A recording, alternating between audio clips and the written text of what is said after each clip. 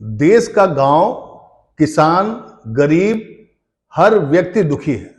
न गांव में अच्छी सड़कें हैं, न अस्पताल है, न शिक्षा की व्यवस्था है, न पानी की व्यवस्था है। पानी की व्यवस्था है तो वो स्वच्छ पानी नहीं है। ये आरोप अगर विपक्षी दल लगाए तो मीडिया इसको खारिज करती है और बीजेपी इसको कहती है कि नहीं, विकसित भारत का संकल्प लेकर के प्रधानमंत्री नरेंद्र मोदी आगे बढ़ चले हैं।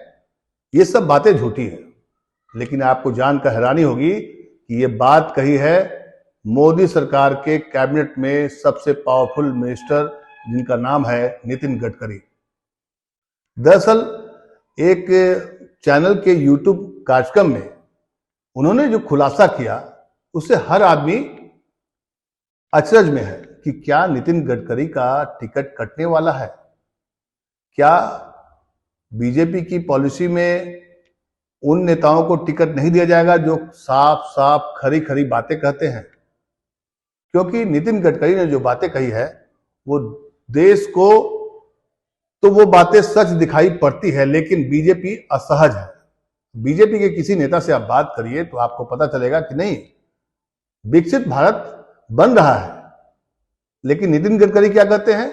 गांव, गरीब, मजदूर और किसान दुखी हैं। कुछ भी नहीं है, गांव में अच्छे रोड तक नहीं है, पानी के पीने के लिए शुद्ध पानी नहीं है। तो कैसा विकसित भारत, कैसा संकल्प मोदी जी का? उन्होंने ये इंटरव्यू ललन टॉप के साथ एक इंटरव्यू में कुछ बातें कही है। इसको लेकर के कांग्रेस काफी हमलावर है। जाहिर सी बात है, उनको मौका मिला है, क्योंकि जब कांग्रेस इस बात को बोलती है तो मीडिया इस बात को दिखाती नहीं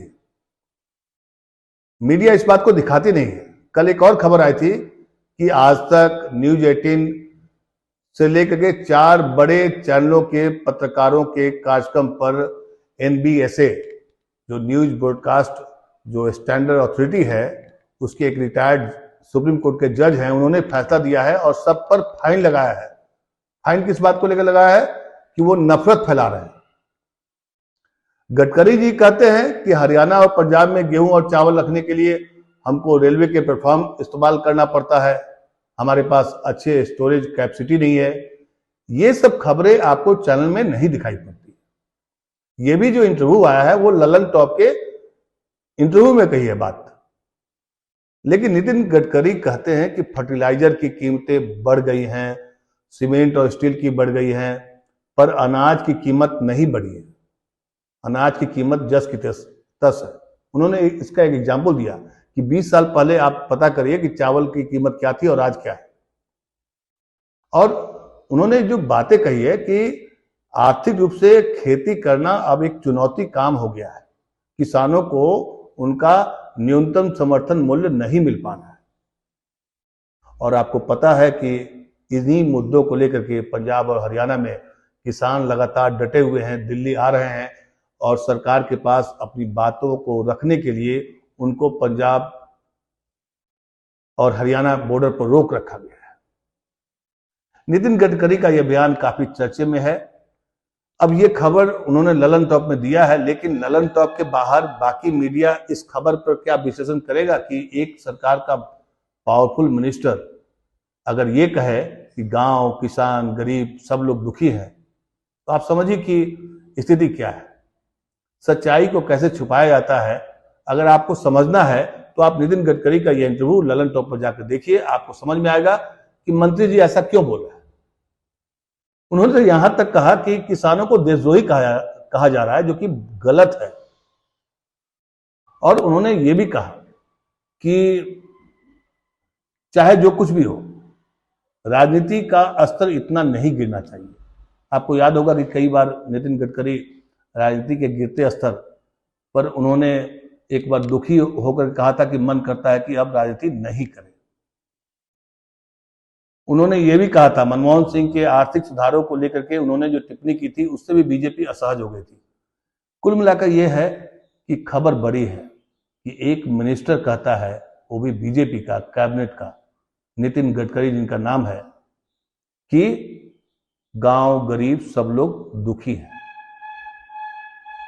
अब इस खबर को आप कैसे देखते हैं और आपकी क्या प्रतिक्रिया है, हमें जरूर बताइए।